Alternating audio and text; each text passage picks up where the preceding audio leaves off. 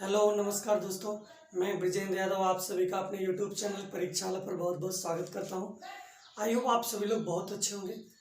जैसा कि हम लोग जो मैथ की सीरीज को लेकर के चल रहे थे यूपी टेट के लिए, और यूपी टेट के जो हम लोग प्रीवियस ईयर क्वेश्चन को देख रहे थे और बहुत ही महत्वपूर्ण क्वेश्चन को देख रहे थे जो हमारे एग्जाम में आएंगे। ठीक है, आज हम लोग उसी को आगे देखेंगे और हमारे प्रैक्टिस सेट नंबर 3 होगा।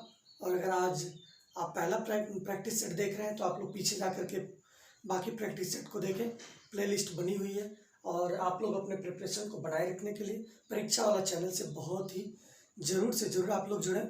बहुत ही शानदार तरीके से सारी चीज़ें इस पर बताई जा रही हैं और एग्ज़ाम में जो इम्पोर्टेंट वही हम यहाँ पे करवा रहे हैं, और ताकि जो पेपर में आए और ऐसे ही क्वेश्चन आप लोगों को पेपर में देखने के लिए मिलते हैं। तो आइए आज का पहला क्वेश्चन हम लोग देखते हैं। यदि मसा यानी कि एचसीएफ बराबर दिया हुआ है, एचसीएफ हमको दिया हुआ है ए और 8 का हमारे पास 4, और लसा दिया हुआ है एलसीएम ए और 8 का 24। तो ए का मान ज्ञात कीजिए, यानी कि पहली संख्या हमारे पास क्या है ए और दूसरी संख्या क्या है 8। यानी कि पहली संख्या और दूसरी संख्या का हमें एचसीएफ दिया हुआ है और पहली संख्या और दूसरी संख्या का एलसीएम दिया हुआ है। तो यहाँ से हम लोग क्या करते हैं, यहाँ से ध्यान दीजिएगा, एलसीएम इंटू एचसीएफ बराबर होता है हमारे पास पहली संख्या यानी कि first number into second number यानी कि दूसरी संख्या। यानी कि यहाँ से हम लोग क्या करेंगे, एलसीएम हमारे पास कितना है ए और 8 का 24, एचसीएफ कितना है 4, और फर्स्ट संख्या क्या हमारे पास ए और दूसरी संख्या क्या 8। 8 से इसको काटेंगे, 8 3 का 24, ए बराबर कितना आ जाएगा 4 3 12, 4 से 3 मल्टीप्लाई करेंगे कितना आएगा बेटा 12, और ये हमारे इस क्वेश्चन का राइट आंसर होगा। ठीक है, अगला क्वेश्चन हम लोग देखते हैं। √64 माइनस ³ का मान ज्ञात कीजिए। यानी कि 8 का ये स्क्वायर होगा, इसका 8 का स्क्वायर 8 8 64, यानी कि इसका अंडर रूट क्या जाएगा 8, और ये किसका होगा 4 चौक को 16 चौक को 64, यानी कि 4 का क्या होगा ये क्यूब होगा। यानी कि 4 का क्यूब अगर करेंगे तो 4 चौक को 16 चौक को 64, यानी कि इसका क्यूब रूट अगर निकालेंगे 64 का कितना आ जाएगा बेटा 4। ठीक, अब यहाँ से 8 - 4 अगर करेंगे, 8 - 4 बराबर कितना आएगा बेटा 4। तो यहाँ से A is the correct answer of this question.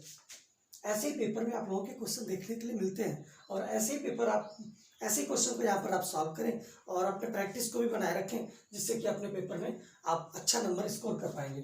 ठीक है, ये कह रहा है कि यदि √144 बराबर 12 है। ठीक है, बिल्कुल सही बात है, इसका √144 का 12 होता ही है, तो इसका मान ज्ञात करना है। यहाँ पर ध्यान दीजिएगा कि हमारे पास इसको हम लोग क्या करेंगे, डेसिमल को रिमूव करेंगे। 1 2 3 4 5 6 7 8, 8 अंक के बाद डेसिमल लगा हुआ है, यानी कि हम लोग इसमें किससे मल्टीप्लाई करेंगे। यहाँ पर ध्यान दीजिएगा कि ऊपर हम लोग किससे मल्टीप्लाई करेंगे 0.000 1 4 4 4, 10 की पावर 8 से मल्टीप्लाई करेंगे और 10 की पावर 8 से क्या करेंगे डिवाइड कर देंगे। ठीक, और होल अपान में हमारे पास है ही 12। ठीक, यहाँ से हम लोग इसको आगे सॉल्व करेंगे तो यहाँ से ये तो डेसिमल खत्म हो जाएगा, यानी कि अंडर रूट में कितना आ जाएगा 144, और इसको अगर हम लोग बाहर निकालेंगे ये कितना आ जाएगा, इसको हम लोग बाहर निकालेंगे तो यहाँ पर कितना आएगा बताइए। यहाँ पर इसको हम लोग बाहर निकालेंगे तो 10 की पावर 8 का अगर हम लोग अंडर रूट निकालेंगे तो 10 की पावर 4 आ जाएगा क्या, बिल्कुल आएगा 10 की पावर 4, और मल्टीप्लाई में क्या हमारे पास है 12, यानी कि यहाँ से 12 बट्टे में क्या आ जाएगा बेटा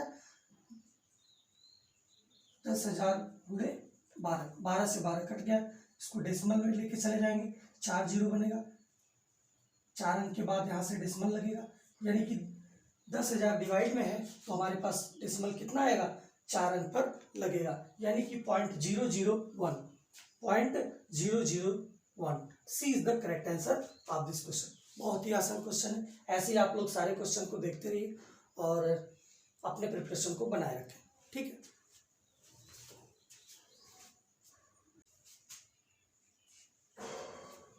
आइए हम लोग अगले प्रश्न को देखा जाए।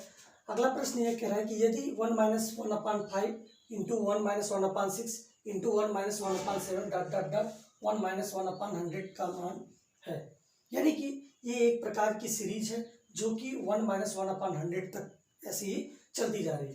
ठीक है, यहाँ से हम लोगों को इस चीज़ को ध्यान देना होगा कि अगर हम लोग इसको एलसीएम अगर लेते हैं 1 और 5 इसका एलसीएम आ जाएगा, 5 में से 1 जाएगा कितना बचेगा बेटा 4, और यहाँ से कितना आ जाएगा 4/5।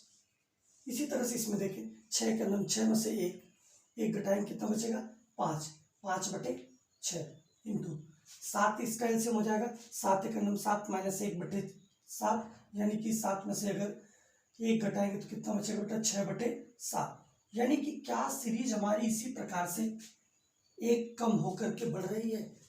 यहाँ से अगला देखा जाए, अगर देखा जाए तो यहाँ से कितना आएगा बेटा, अगला टर्म अगर देखें हम लोग कितना आएगा बेटा, यहाँ पर 99 100 यहाँ पर होगा, 100 में से एक जाएगा कितना बचेगा बेटा 99/100। क्या यही चीजें होंगी। अब यहाँ पर देखिएगा कि सारे टर्म हमारे किस में है, मल्टीप्लाई में है। जब ये सारे के सारे टर्म मल्टीप्लाई में है तो यहाँ से हम लोग क्या करेंगे, और न्यूमरेटर और डिनोमिनेटर यानी कि अंश में और हर में सेम नंबर मिल रहा है, जिसकी वजह से इसको हम लोग क्या कर देंगे, काट देंगे। यानी कि 6 से कट जाएगा, आगे ऐसे ही सारे टर्म क्या हो जाएंगे, कटते जाएंगे, और यहाँ का टर्म 99 से 99 कट जाएगा।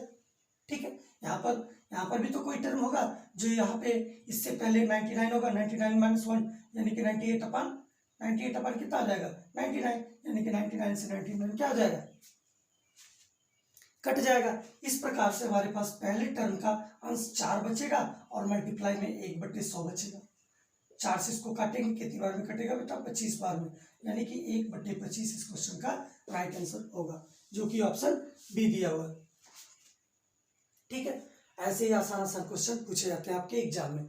अब ध्यान दीजिएगा कि हमारे पास 0.6 बार प्लस 0.7 बार प्लस 0.8 बार का मान ज्ञात कीजिए। यानी कि बार का मतलब क्या होता है, सबसे पहले आप लोगों को ये जानना होगा। बार का मतलब होता है कि सारे के सारे टर्म क्या रहे होंगे, रिपीट कर रहे होंगे, यानी कि जिसपे बार लगा रहेगा वो टर्म क्या होगा, रिपीट कर रहा होगा। यानी कि 0.6 बार की अगर बात करें तो कितना आ जाएगा बेटा 6.666, ये क्या होगा, ऐसे बढ़ता चला जा रहा होगा। ठीक है, अब यहाँ पर ध्यान देने की बात है, अगर हम लोग इसको सॉल्व करें आगे,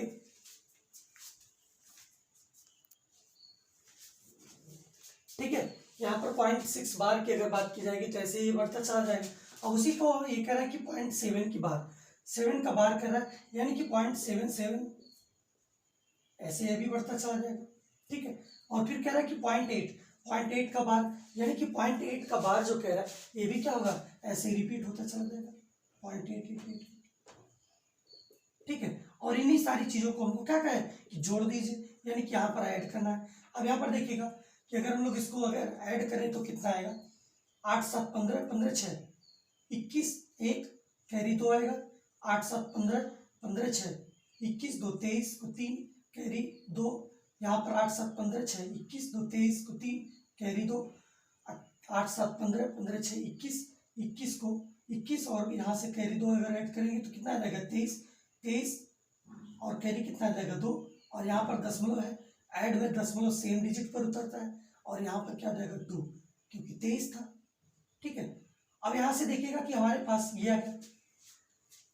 ठीक, अब यहाँ पर देखिएगा कि नंबर हमारे क्या हो रहा है, रिपीट हो रहा है, यानी कि जो नंबर रिपीट हो रहा है उसके ऊपर हम लोग क्या लगा देते हैं, बार लगा देते हैं, यानी कि 2.3 इज द करेक्ट आंसर, यानी कि option number A is the correct answer. ठीक, अब उसके बाद हम लोग देखते हैं अगले प्रश्न को। 9 की पावर 2x - 1, 9 की पावर 2x - 1 बराबर 2 की पावर 5। ठीक है, अब यहां से हम लोग को 2 की पावर 5 - 5, ठीक, 2 की पावर 5 - 5।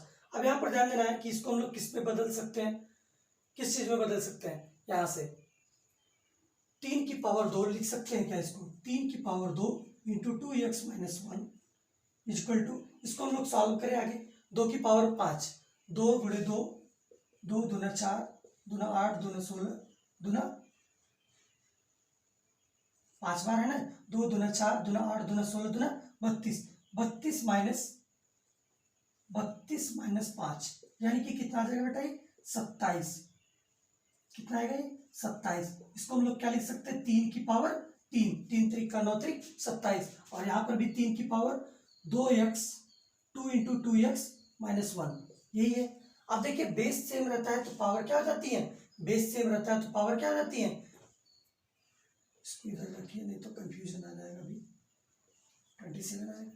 ठीक है, जब बेस सेम रहता है तो पावर भी क्या आ जाती है, आपस में बराबर आ जाती है। यानी कि यहाँ से 2x - 1 इंटू 2 इक्वल टू कितना आ जाएगा 3, 2 2 जा 4, 4x - 2 इक्वल टू 3। अगर यहाँ से x का मान निकालेंगे तो ये इधर जाएगा, कितना आ जाएगा 3 + 2 यानी कि 5, और नीचे क्या है बेटा 4, और ये मल्टीप्लाई में तो इधर आकर के ये इधर 4 मल्टीप्लाई में तो इधर आकर के डिवाइड में हो जाएगा, यानी कि x बराबर 5/4। D is the correct answer. ठीक, ऐसे ही क्वेश्चन आपके पेपर में पूछे जाते हैं। आप लोग सारे क्वेश्चन का प्रैक्टिस कीजिए, और जो भी यहाँ पर करवाया जा रहा है आप लोग उस चीज़ को करें। और अगर आप चैनल पर नए हैं तो चैनल को सब्सक्राइब कर लीजिएगा। अगर आप लोग को वीडियो अच्छी लगी तो वीडियो को लाइक कीजिएगा, शेयर कीजिएगा, कमेंट कीजिएगा। ठीक है, और आप लोग इसका स्क्रीनशॉट लें, उसके बाद मैं अगला प्रश्न आप लोगों को करवाता हूँ। आइए ध्यान दीजिए, आगे हम लोग क्वेश्चन को देखते हैं। करड़ी में 7 प्लस करड़ी में 7 इंटू करड़ी में 7 माइनस करड़ी में 6 प्लस 201 का मान है। यहाँ पर आप लोगों को एक चीज़ ध्यान देना होगा कि यहाँ पर एक ब्रैकेट में a प्लस बी और a माइनस बी है, यानी कि हम लोग इसको a और b मान लिए, और a और b हम लोग देखते हैं कि a plus B into a minus B का फार्मूला क्या होता है बेटा, a square minus B square, यानी कि a square minus B square होता है। और यहाँ पर 200 दिया हुआ, इसको हम लोग a किसको माने बेटा, करड़ी में 7 का स्क्वायर माइनस करड़ी में 6 का स्क्वायर, b हम लोग किसको माने करड़ी में 6 को, प्लस 201। इसको सॉल्व करेंगे तो 7 माइनस 6 प्लस 200, 200 के बराबर है 200। ठीक, 7 में से 6 जाएगा कितना है 1, और 200 कितना आ जाएगा बेटा 201, इसका करेक्ट आंसर।